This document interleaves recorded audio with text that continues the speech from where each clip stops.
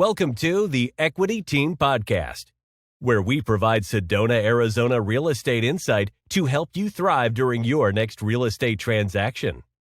Hello, welcome back. I'm Chad McMahon with the Equity Team. I am an investment specialized real estate agent in the Sedona area, and I've got a special recording for today for my main man, Eric. He's one of my clients.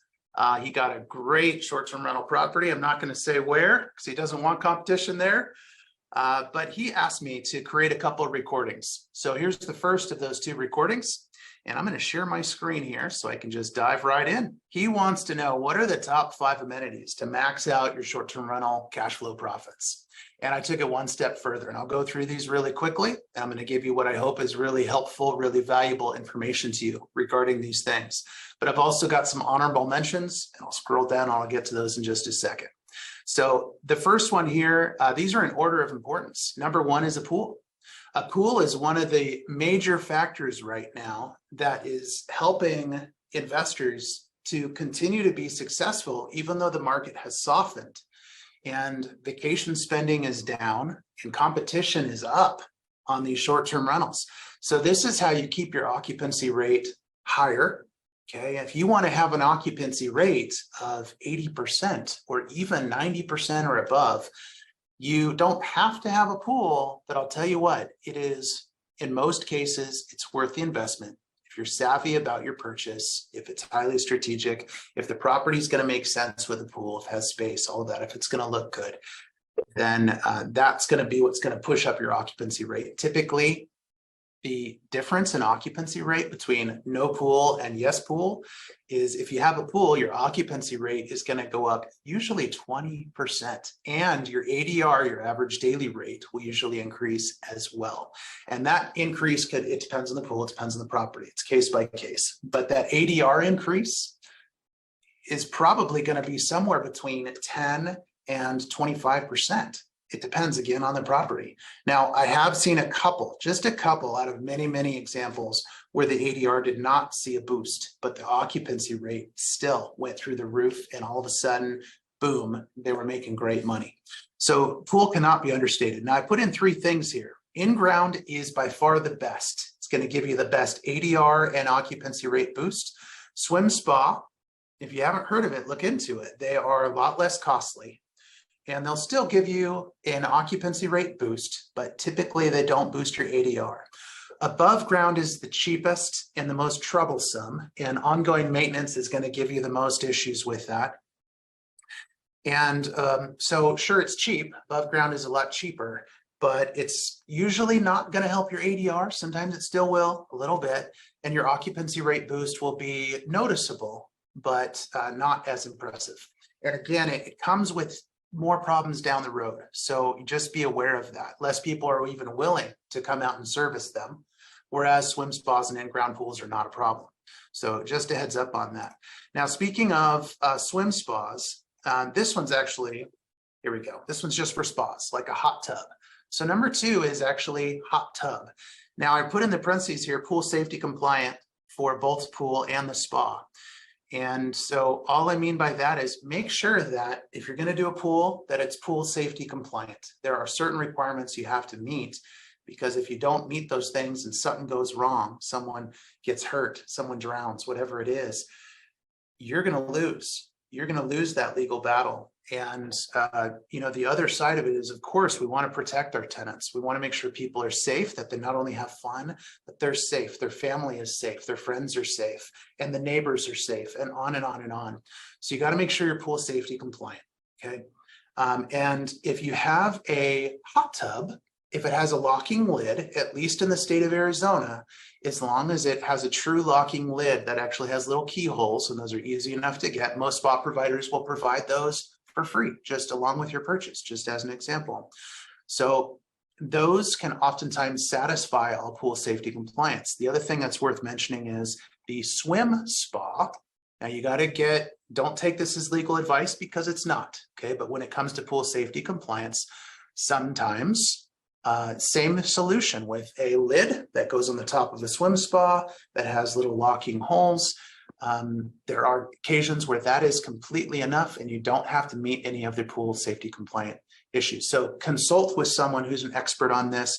I always advise my clients and tell them what's needed, and then they're good. But you can also talk with an attorney that has experience with it. You can talk with, just be careful about this next one. You can talk with the pool providers. You can talk with the swim spa, hot tub providers, but be careful. I've gotten bad advice from a lot of them. So just beware of that. Number 3 is simply having a spacious gathering location. It looks decent, not just a pad of dirt, somewhere, but, a big living room is extremely helpful. I have a property right now, short-term rental property with a big old living room and lots of outdoor space as well. And that kind of stuff, it's going to help you with your reviews. It's going to help you with your marketing because they tend to photograph well as long as they look nice. But it's really important that you have sufficient gathering space depending upon the number of people that are going to be staying there. Now, backyard games, fire pit, this is kind of harmonious with number 3 here. But having that kind of stuff, not only does it market well, but it's going to help everyone just have a better time. And it is a little different from just having space. It's having activities that people crave and people think of when they think of having this special getaway event. And it's going to help them really kind of concrete these wonderful memories. And then maybe they're going to come back and stay there again, which is going to help your occupancy, your longer term occupancy. So that kind of stuff helps a lot. And the last thing is kind of quirky because it's not really an amenity. It's more just something that is critically important. And it is kind of a feature of sorts. It is something that's really important, though, in people from their first impressions to their last impressions. And what they're going to remember about the place is, did it feel safe? Did it feel secure? Did it feel easy for them to get in and out, for them to access it? And as long as it's easier, they won't be as stressed out when they show up and they're gonna be like, we're here. And you don't know, maybe they had to drive 12 hours or ride 3 airplanes to get there. So they might just be so bushed and exhausted. And having that built in as something that's a really high priority for you or for your management, it is definitely the way to go. Okay. Now I'm going to scroll down, show you some quick honorable mentions. The first one is, having a nice kitchen. I know that it costs money to do these things, but it's like I tell most of my clients, depending, again, everything is case by case, but most of the time it is critical to spend the extra money and have a nice kitchen with either a peninsula or an island that has granite or quartz, stainless steel appliances that looks beautiful, all of these things. It makes a big difference. And these properties that are really polished, they tend to be the ones that people want to book. So if it doesn't look good and it doesn't market as well, people aren't going to click it as much. And of course, it's going to be cheaper if it doesn't have these things. But what is working now for people making money in this business is having homes that impress, not homes that are cheap. Okay, so just be aware of that. The next thing is bathrooms. Same thing as kitchen, having maybe a decent vanity or 2 in there, have a walk-in shower. I usually tile. I actually always tile all the bathrooms. Definitely no carpet. And it's okay if you have other hard flooring in there. That's okay. It's fine. Some people do vinyl plank, and that's not a critical thing to have tile, but that is something I always do. It's personal preference. Now I put in here 1+ tub. It's a good idea for a household to have a tub, even if it's in the master.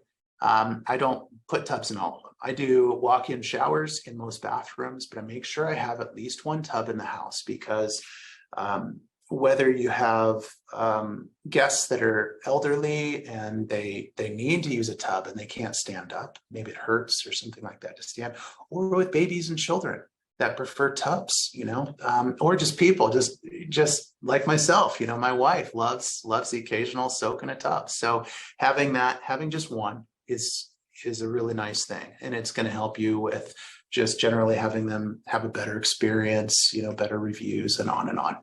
Now, hard flooring, this carpet thing, it's not popular anymore. And there are some people that still like carpet. I hate it. I hate carpet now. There are arguments for having it, but generally it doesn't market well. People don't want it. People really like LVP, which stands for luxury vinyl plank. It's very popular. It's very trendy. And you know what? It's not that expensive. You can get really nice stuff, for example, at Home Depot Life Proof is a great brand that gets you a lot of bang for the buck.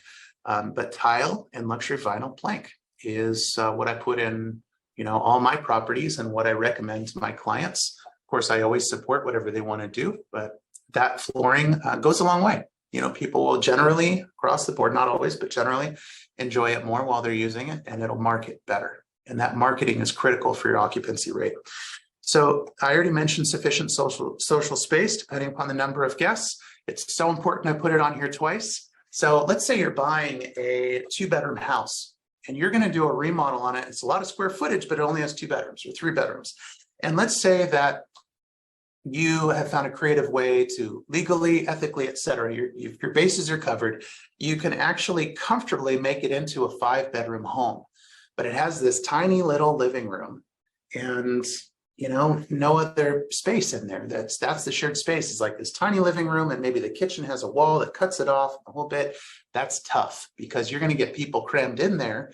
And sure, you're going to make pretty good money for a while, but it's going to hurt your reviews. It's not going to market very well if it's got these tiny little spaces. And just having lots of bedrooms is not quite going to get it done. So be careful about that. Sometimes what I'll do, in fact, oftentimes what I'll do is I'm going to knock walls out. And I'll open up spaces like living room to kitchen. I'll open it up. But if I'm thinking through a project before I commit to it, for example, before I buy it or, even make an offer or anything, I'm like, okay, this is what I see. And I know it costs this much because I do this all the time with my contractors and on and on.